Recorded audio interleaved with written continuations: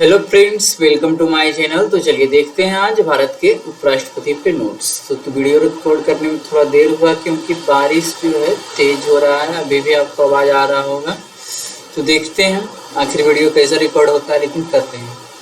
तो भारत के उपराष्ट्रपति पे थोड़ा सा यहाँ पे छोटा सा नोट्स देखते हैं। तो जो हमारे चैनल पे नए हैं, चैनल को जरूर सब्सक्राइब कर ले ताकि आपको क्या है नोटिफिकेशन जो है मिलता रहे, ठीक है ना।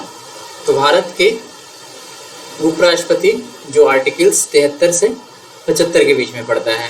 और भारतीय संविधान के भाग 5 में पहला अध्याय भारत के उपराष्ट्रपति के कार्यकाल के बारे में चर्चा करता है। कह है भारत के उपराष्ट्रपति का ऑफिस देश का दूसरा सर्वोच्च संवैधानिक पद होता है। तो अनुच्छेद 63 के बारे में देखते हैं, ठीक है। सारा अनुच्छेद यहाँ पे लगभग है। तो अनुच्छेद 63 क्या बात करता है? ये बात करता है कि भारत में एक उपराष्ट्रपति होंगे, ठीक है, बस यही बात करता है। अनुच्छेद 64 क्या बात करता है? तो उपराष्ट्रपति का पद राज्यसभा के पदेन सभापति के रूप में होता है।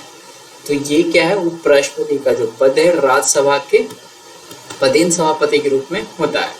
और उपराष्ट्रपति का पद राज्यसभा के पदेन परिषद के अध्यक्ष सभापति के रूप में है और वह कोई अन्य लाभ का पद धारण नहीं करेगा। कर दिया गया है कि उस दौरान जब उपराष्ट्रपति राष्ट्रपति के रूप में कार्य करता है या अनुच्छेद 65 के तहत राष्ट्रपति के कृत्यों का निर्वहन करने के दौरान वह राज्यसभा के सभापति के पद के कर्तव्यों का पालन नहीं करेगा और राज्य की परिषद के अध्यक्ष के तौर पर कोई वेतन या भत्ता अनुच्छेद 97 के तहत लेने का हकदार नहीं होगा। फिर से देखते हैं क्या है, दिया गया है कि उस दौरान जब राष्ट्रपति कहीं किसी कारण से अनुपस्थित है, ठीक है ना, राष्ट्रपति के रूप में कार्य करता है या अनुच्छेद 65 के तहत राष्ट्रपति की कृतियों का निर्वहन करने के दौरान वह राज्यसभा के सभापति के पदों के कर्तव्यों का पालन नहीं करेगा। जब राष्ट्रपति के रूप में काम करेगा तो वो राज्यसभा के सभापति के रूप में नहीं रहेगा। राज्यों की परिषद के अध्यक्ष के तौर पर कोई वेतन या भत्ता अनुच्छेद 97 के तहत लेने का हकदार नहीं होगा। फिर वो राष्ट्रपति के तहत जो मिलेगा वो लेगा। अनुच्छेद 65 उपराष्ट्रपति के कार्यकाल में आकस्मिक रिक्तियों के दौरान अपने कार्यों का निर्वहन या राष्ट्रपति की अनुपस्थिति के दौरान राष्ट्रपति के रूप में कार्य करना होगा। ये ऐसा है अनुच्छेद 65 में। अनुच्छेद 66 उपराष्ट्रपति का चुनाव, ठीक है। उपराष्ट्रपति का चुनाव एक चुनावी कॉलेज के सदस्यों द्वारा किया जाएगा जिसमें संसद के दोनों सदनों के सदस्यों द्वारा मिलकर चुना जाएगा, ठीक है। हालांकि यह चुनाव राष्ट्रपति के उस चुनाव से अलग है क्योंकि राज्य विधानसभा का इसमें कोई हिस्सा नहीं है। साथ ही साथ क्या होता है, उपराष्ट्रपति का जब चुनाव होता है तो मनोनीत सदस्य जो होते हैं वो भाग नहीं लेते हैं। कोई व्यक्ति उपराष्ट्रपति निर्वाचित होने का पात्र तभी होगा जब वह भारत का नागरिक हो,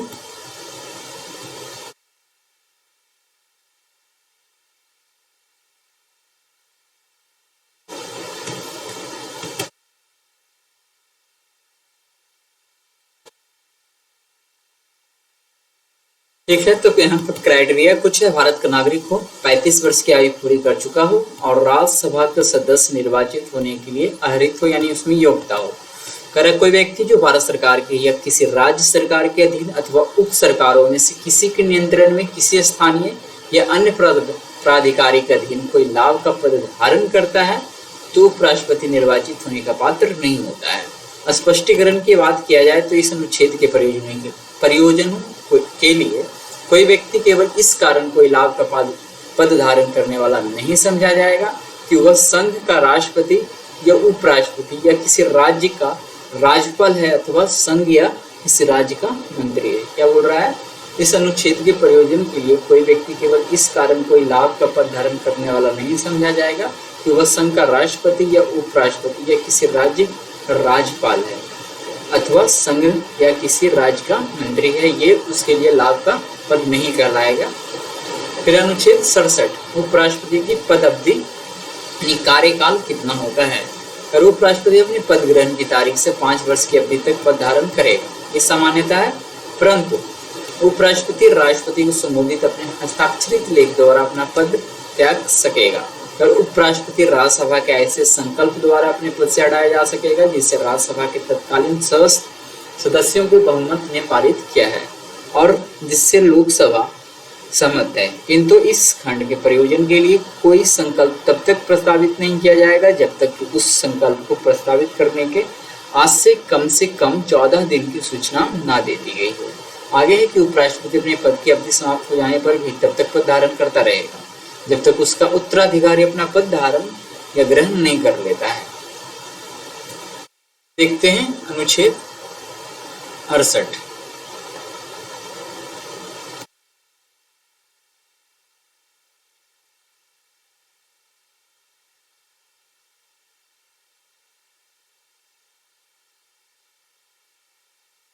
उपराष्ट्रपति के पद में रिक्ति को भरने के लिए निर्वाचन करने का समय और आकस्मिक रिक्ति को भरने के लिए निर्वाचित व्यक्ति की पदावधि की बात अनुच्छेद 68 में की गई है। और उपराष्ट्रपति की पदावधि की समाप्ति से हुई रिक्ति को भरने के लिए निर्वाचन पदावधि की समाप्ति से पहले ही पूर्ण कर लिया जाएगा। ऐसा नियम होता है सामान्यतः। कर उपराष्ट्रपति की मृत्यु, पद त्याग या पद से हटाए जाने या अन्य कारण से हुई उसके पद में रिक्ति को भरने के लिए निर्वाचन रिक्ति होने के पश्चात यथाशीघ्र किया जाएगा। और रिक्ति को भरने के लिए निर्वाचित व्यक्ति अनुच्छेद 367 सिर्फ 67 के उपबंधों के अधीन रहते हुए अपने पद ग्रहण की तारीख से 5 वर्ष की पूरी अवधि तक पद धारण करने का हकदार होगा। अब है अनुच्छेद 69 के बारे में देखेंगे। तो प्रत्येक उपराष्ट्रपति अपना पद ग्रहण करने से पहले राष्ट्रपति अथवा उसके द्वारा इस निमित्त नियुक्ति किसी व्यक्ति के समक्ष निम्नलिखित प्रारूप प्रारूप शपथ लेगा या प्रतिज्ञान करेगा और उस पर अपने हस्ताक्षर करेगा। अर्थात ईश्वर की शपथ लेता हूँ, ऐसा कुछ है, मैं अमुक अपना नाम बोलेगा कि मैं विधि द्वारा स्थापित भारत के संविधान के प्रति सच्ची सत्यनिष्ठा से प्रतिज्ञा करता हूँ, श्रद्धा और निष्ठा रखूंगा तथा जिस पद को मैं ग्रहण करने वाला हूँ उसके कर्तव्यों को श्रद्धा पूर्वक निर्वहन करूंगा। ऐसा कुछ क्या है, शपथ लेता है। अनुच्छेद 70 देखेंगे। अन्य आकस्मिकताओं में राष्ट्रपति की कृतियों का निर्वहन, ठीक है, किसी इमरजेंसी में संसद ऐसी किसी आकस्मिकता में जो इस अध्याय में उपबंधित नहीं है राष्ट्रपति की कृतियों के निर्वहन के लिए ऐसा उपबंध कर सकेगी जो वह ठीक समझे।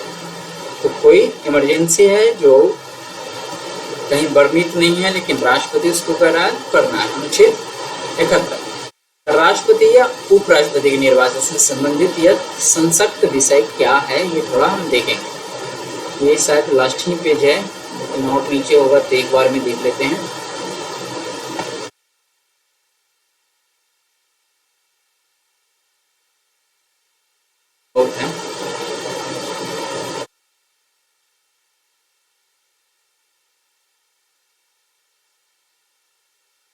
आइए देखते हैं अनुच्छेद 71 के बारे में। तो क्या है, राष्ट्रपति या उपराष्ट्रपति के निर्वाचन से संबंधित यह संसक्त विषय। राष्ट्रपति या उपराष्ट्रपति के निर्वाचन से उत्पन्न यह संसक्त सभी शंकाओं और विवादों की जांच और विनिश्चय उच्चतम न्यायालय द्वारा किया जाएगा और उसका विनिश्चय अंतिम होगा। यदि उच्चतम न्यायालय द्वारा किसी व्यक्ति के राष्ट्रपति या उपराष्ट्रपति के रूप में निर्वाचन को शून्य घोषित कर दिया जाता है तो उसके द्वारा यथास्थिति राष्ट्रपति या उपराष्ट्रपति के पद की शक्तियों के प्रयोग और कर्तव्यों के पालन में उच्चतम न्यायालय के विश्वसनीय तारीख को उससे पहले किए गए कार्य उस घोषणा के कारण अधिमान्य नहीं होंगे। अब है, इस संविधान के उपबंधों के अधीन रहते हुए राष्ट्रपति या उपराष्ट्रपति के निर्वाचन से संबंधित यह संसद किसी विषय का विनियमन संसद की विधि द्वारा कर सकेगी। राष्ट्रपति या उपराष्ट्रपति के रूप में किसी व्यक्ति को निर्वाचित करने वाले निर्वाचक गण के सदस्यों में किसी भी कारण से विद्यमान किसी रिक्ति के आधार पर प्रश्नगत नहीं किया जाएगा। ये एक पॉइंट हुआ। तो चलिए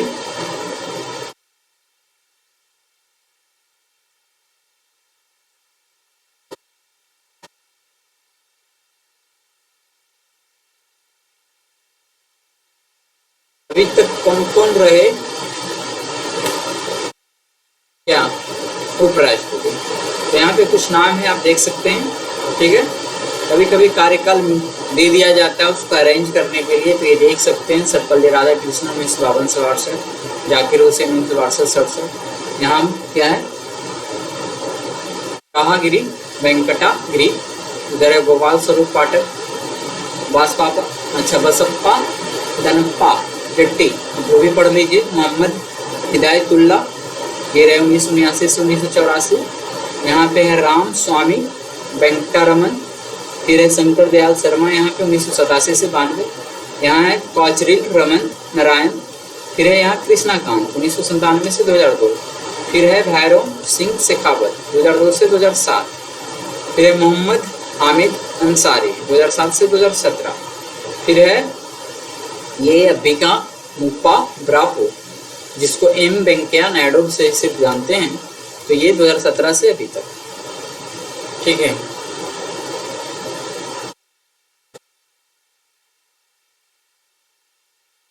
यहाँ पे एडिट करना है आगे कभी और पढ़ाना चाहिए था, हमको ध्यान नहीं रहा।